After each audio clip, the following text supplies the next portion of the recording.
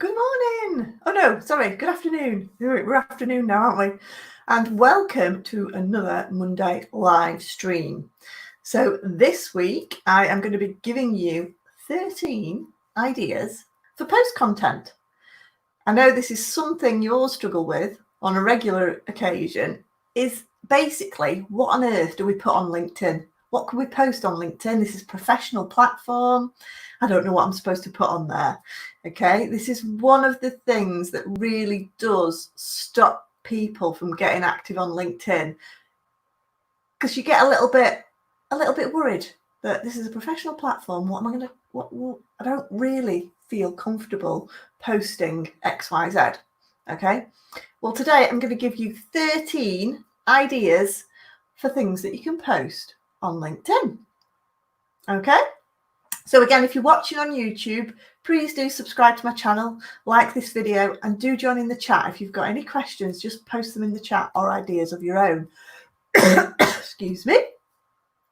And again, if you're watching in my group, please do click on the StreamYard link that's linked to this live stream when you post a comment, or just post a comment and put your name so I know who's watching. So good morning, all. You have to bear with me. I've got a bit of a sore throat today, so I've got lots of water. So what do we post on LinkedIn? And why should we post on LinkedIn, first of all? The most important thing is to be active on LinkedIn. If you've got a fantastic profile, but you're not posting regular content, then LinkedIn is not going to rank your profile very high. Therefore, if people are looking, if you're an accountant, for example, and people are looking for accountancy services, LinkedIn are going to put people in front of that, people who are actively posting content on LinkedIn ahead of you. It's not alphabetical order or anything like that on LinkedIn. The search results are basically based on whoever is the most active, giving lots of ideas and advice and content on there.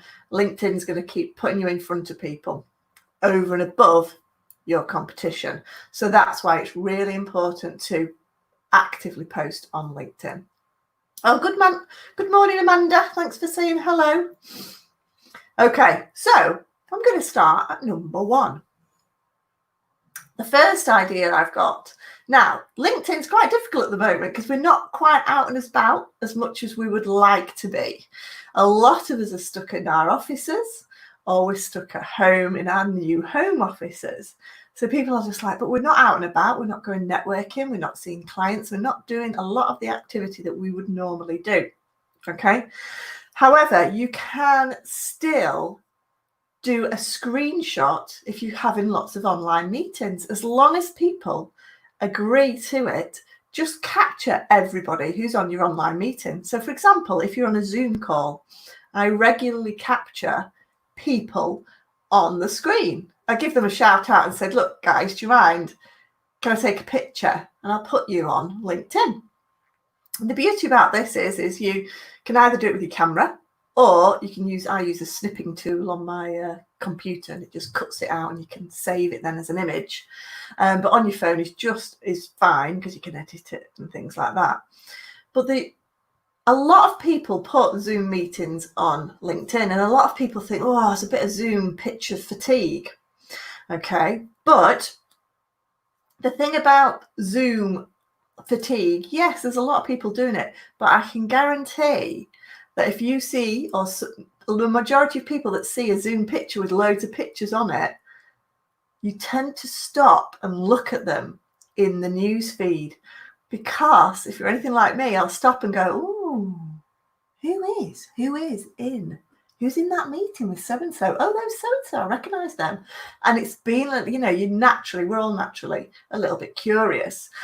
And also it's that fear of missing out as well. It's like, oh, hang on a minute, I didn't go to that training. Oh, but so-and-so did. Maybe I should go to the next one. Maybe I should be in the next meeting. Maybe I need to get a call with them and see what's going on. Okay, so it does have a great effect. Oh, hi, Joe. Nice to see you. Joe's made it live again this week, which is nice to see you. Okay, so That's the first one. Do share those Zoom pictures, even if it's just two of you. It's quite nice, and then you can tag people in as well and create a conversation based around that meeting. My second idea is share behind the scenes information. Again, a little bit more difficult when you are stuck at home. So you've got to be a little bit more creative, and you would be amazed that actually sharing pictures of your desk, sharing pictures of your setup. One of my best posts I've ever done was when I finished my online Facebook course, I think it was last December, I just did a quick little behind the scenes picture of me sat at my desk. So instead of you guys seeing it from this direction, I actually did the picture and I did it from this direction here. So you could see all my video set up with my microphone, my camera, my lighting and everything like that. And it was behind the scenes, and it stopped a lot of people in the tracks. They're used to seeing me here with this backdrop. They're not necessarily used to seeing me actually at my desk. And I can tell you my desk is a lot messier here than what you see here. So again, it's giving that bit like, oh, what's that? What's that behind the scenes? And again, it really does work. Now, again, sometimes if you're out and about, just simple things. So I once posted a few months back now, I went to visit someone I knew. It was potentially a business meeting, and they'd reserved me a car parking space just with a sign on, and it had my name on. And I was so touched because it's terrible. You can't normally get a car parking space at this point at this place. So, and they'd actually reserved me one. And so I just took a picture because it had my name on. It says reserved for Rebecca Bate, VIP. I was like, oh, that's very nice. Thank you. So I took a picture just of the sign that says, welcome, Rebecca Bate. This is your spot. And I got about 11,000 views of this post because I tagged the person in I was going to see, and people were just like, what on earth is that picture? It's just a sign. Okay, and people stopped and they were curious and they looked on it. So one post as well I did last week, I got sent this in the post. Again, it was just a lovely little freebie that someone sent me, and they sent it in the post. I thought it was lovely, the oak man, and he creates these out of oak. So again, I just shared it on my social media. Oh, what a lovely thing to receive in the post. How lovely is that? Tagged them in. And again, I got a great reach. So again, it can be the simplest little things that you just wouldn't think about that creates the most visibility. So again, keep it simple, things like that. I've posted in the past the plate of biscuits that I've got set up for my workshops. And I'm not saying post your dinner. Please don't post your dinner on LinkedIn. But if it's related, it's business related. So the biscuits for me were just trying to sort of say, look, I'm ready. I'm all set up for this workshop. And again, it was that idea of giving people that fear of missing out. Okay, so behind the scenes content works phenomenally well. If you've got warehouses, you've got a cat and things like that. Oh, hello. Hi. I don't know your name. If you're on your Facebook group, either click on the StreamYard link and I'll get your name. Otherwise, tell me your name. So hello, but thanks for saying hi. And again, if you've got any questions, if you're watching, please do post in the comments. Okay, third top tip then. Third idea is, I said it, top tips, okay? And the simpler, the better.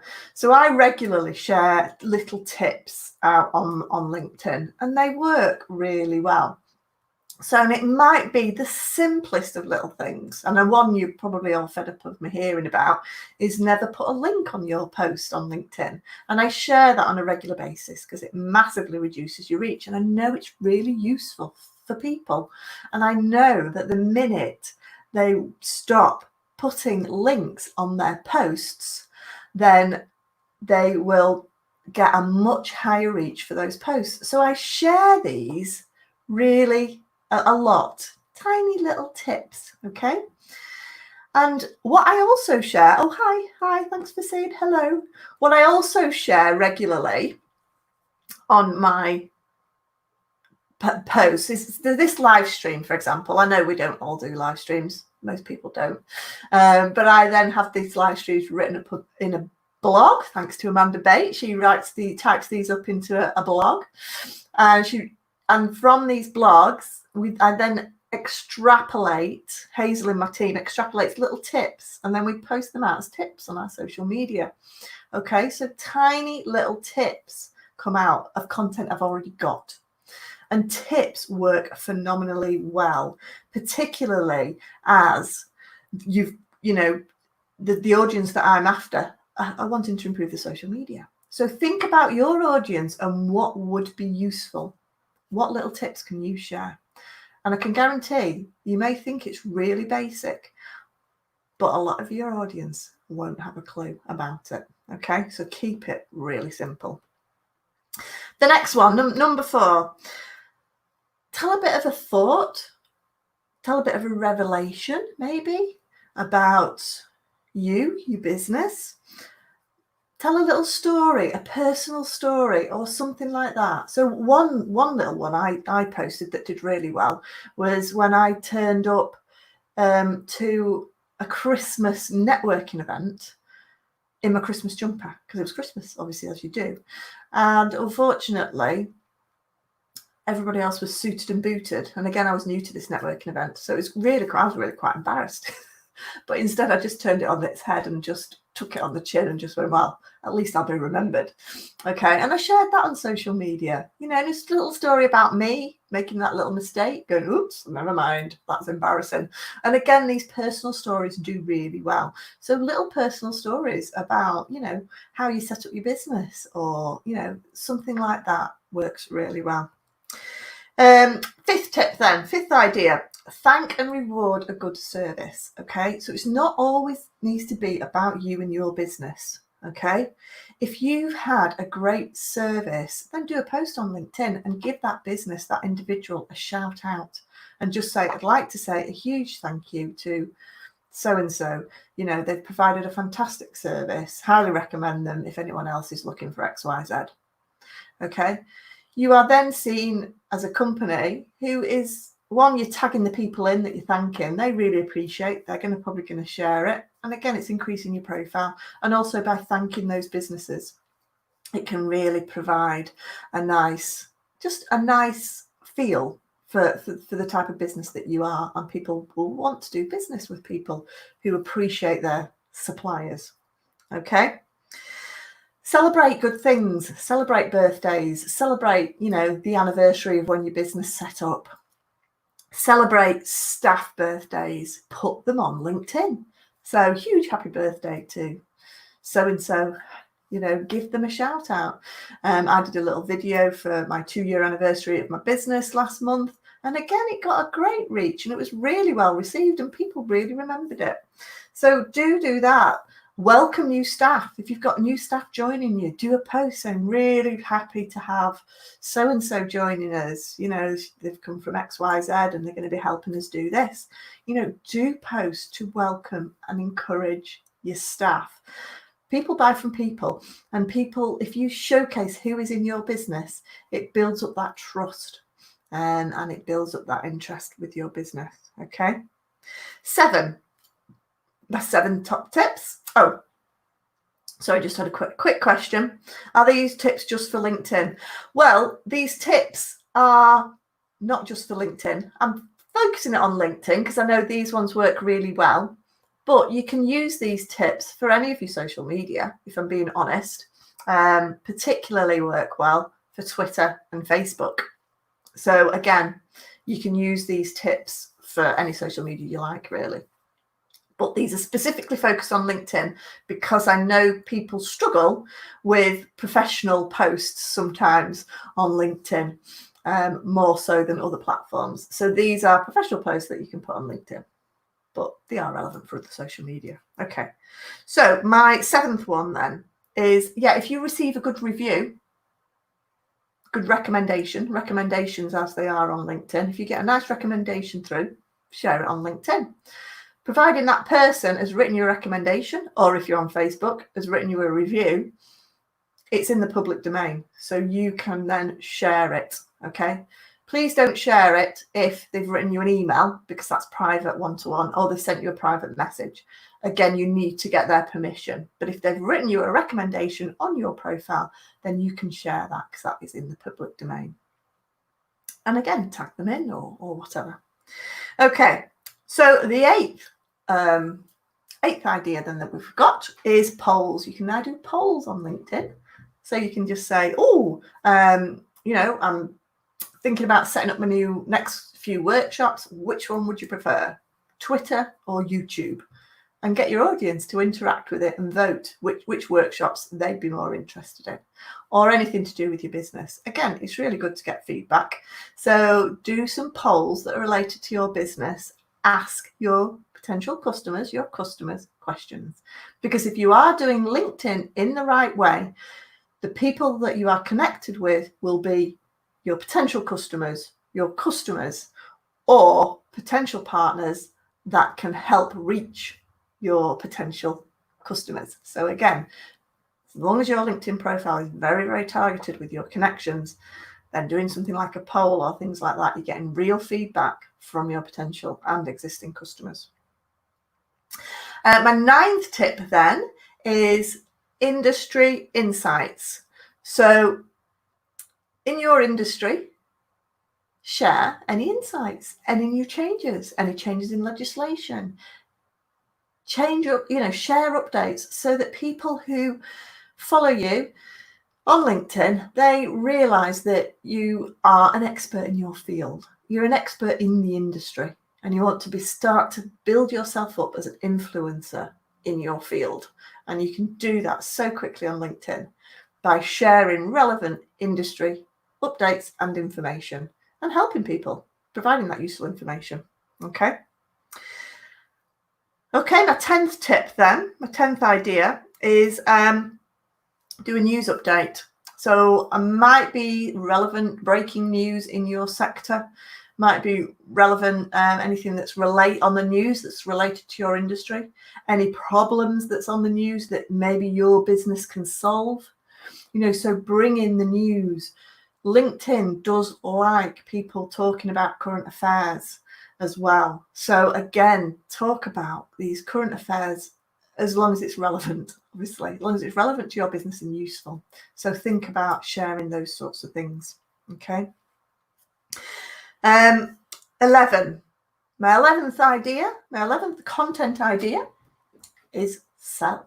Okay. Sell your stuff. So tell them what you're selling. And we've got this, you've got that, we've got this on sale, we've got this workshop coming up, we've got this event coming up. We've got this service, buy this service, this is what I can provide, this is how I can help you, give me a ring, book here, buy it here. Do sell.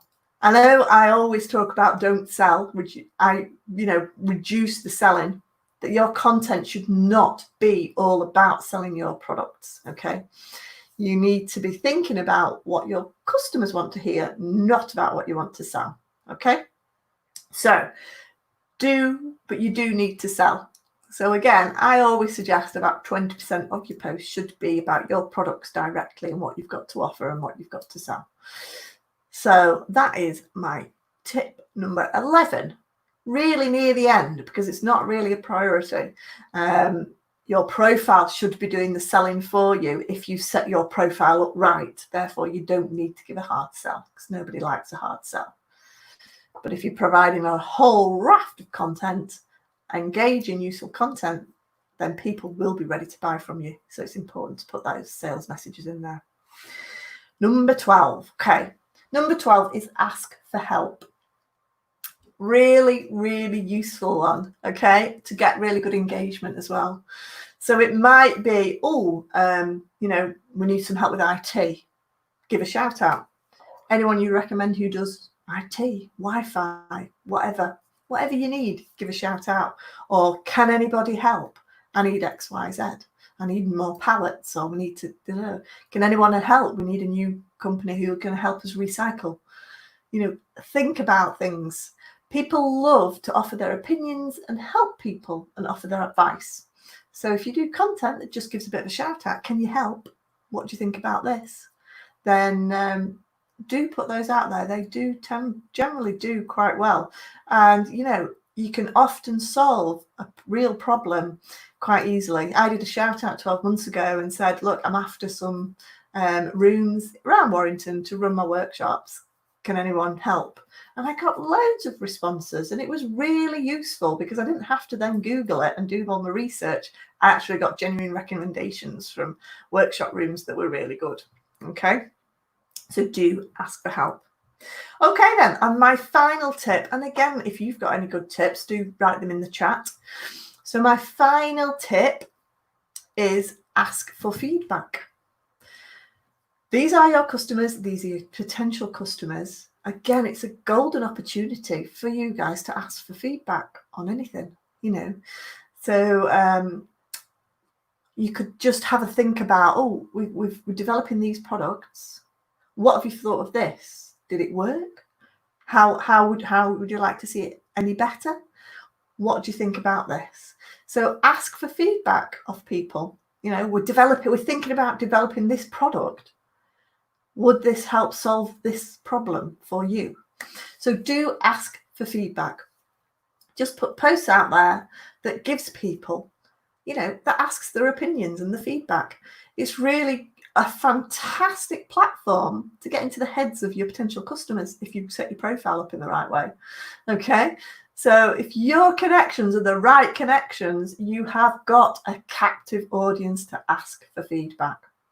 So again, if you're running a survey or anything like that, post it on LinkedIn saying we're doing a customer feedback survey. Please, could you fill it in? Would be really grateful. So do ask for feedback. So those are my 13 top ideas for content on LinkedIn. So hopefully you found it useful. If you're watching on YouTube, please give it a like and subscribe to my channel. If you've got any ideas of your own, please do post them in the chat. And thank you everybody for watching live, which was good. Next week's live stream is going to be, and this is an interesting one, I'm going to give you some top tips on how to keep tabs on your competitors' social media. Okay, so I'm going to give you some top tips on how you can just find out what your competitors are doing. Because if your competitors are doing some really great stuff on social media, it's good to see what they're doing. And there's some really great tools to help you with that. So that's going to be next week's live stream. So don't forget that. I've just had a quick question. Any chance you can remind me of the top 2 quickly? Yeah, no, of course I can. So the top 2 tips were, the first one was if you're having a Zoom meeting or an online meeting, take a picture of it and do share it. Share it on your social media and tag those people in, because it gives that element of fear of missing out.